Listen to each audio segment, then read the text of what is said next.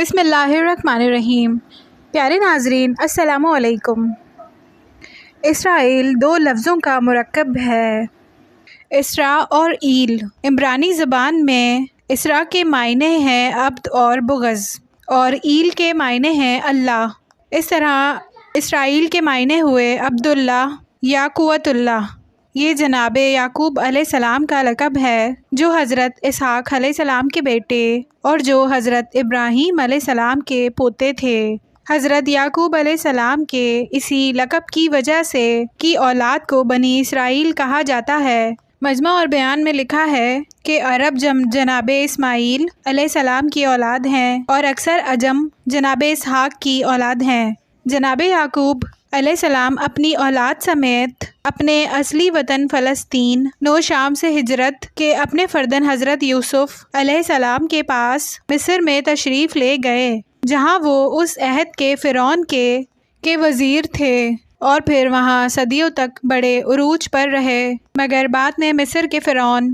نے ان پر ظلم و ستم ڈھانا شروع کر دیا اور پھر ان کے بیٹوں کو قتل کر دیا اور بیٹیوں کو اپنی خدمت کے لیے زندہ چھوڑا، یہاں تک کہ جناب موسیٰ علیہ السلام نے آ کر انہیں فرعونیوں کے ظلم سے آزاد کروایا۔ بالآخر حضرت موسیٰ علیہ السلام کے وصی حضرت یوشع بن نون کے دور میں وہ فلسطین واپس آئے اور جناب یوشع کے بعد ان سے کئی نبی ہوئے، مگر آخرکار ان کی بدکاریوں کی وجہ سے بابل کے بادشاہ اخنس نے ان پر حملہ کرنا شروع کر دیا اور انہیں تہس نہس کر دیا، اور پھر ان کی حکومت ختم کر دی اور بہت ساروں کو قتل کر دیا اور بہت سوں کو قید کر لیا، یہاں تک کہ بادشاہ ایران نے اخنصر اور اس کی حکومت کو ختم کیا اور تقریباً 200 سال تک بنی اسرائیل کی شان کے ماتحت رہے، اور پھر نجومیوں کے زیر تسلط چلے گئے اور وہاں پر انہوں نے بغاوت کی، اور لیکن نجومیوں نے اسے دبا دیا اور زور شمشیر نے انہیں فلسطین سے نکال دیا۔ اس طرح وہ ختم ہو گئے اور کچھ مصر میں چلے گئے اور کچھ لبنان چلے گئے اور کچھ سوریہ میں اور کچھ عراق وغیرہ کے ممالک میں چلے گئے، یہاں تک کہ آپ 1948 میں عالم استعمال میں مسلمانوں کے خلاف نظم سازش کے تحت مختلف اطراف سے یہودیوں کو یکجا کر کے اسرائیل کے نام سے مسلمانوں کے عین وقت یعنی فلسطین میں خود کی حکومت قائم کر دی۔ نزول قرآن کے عہد میں یہ بنی اسرائیل دو مذہبوں میں تقسیم ہو چکے تھے، ایک یہود جو حضرت موسیٰ علیہ السلام تک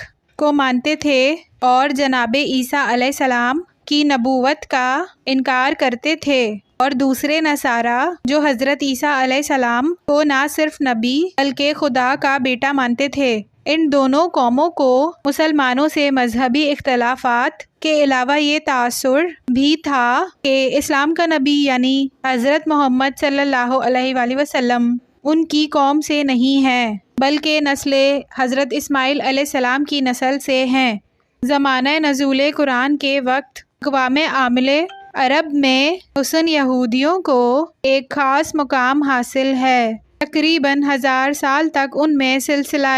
نبوت جاری اور ساری رہا اور ان میں ہزاروں نبی پیدا ہوئے، اس لیے عام لوگ ان سے اس قدر مرحوم تھے، کہتے تھے کہ اگر یہودی نے اسلام قبول کیا تو ہم بھی قبول کر لیں گے، لیکن آخرکار ان کی بدکاریوں کی وجہ سے اللہ پاک نے ان کی نسلوں میں سے نزول نبوت چھین لیا۔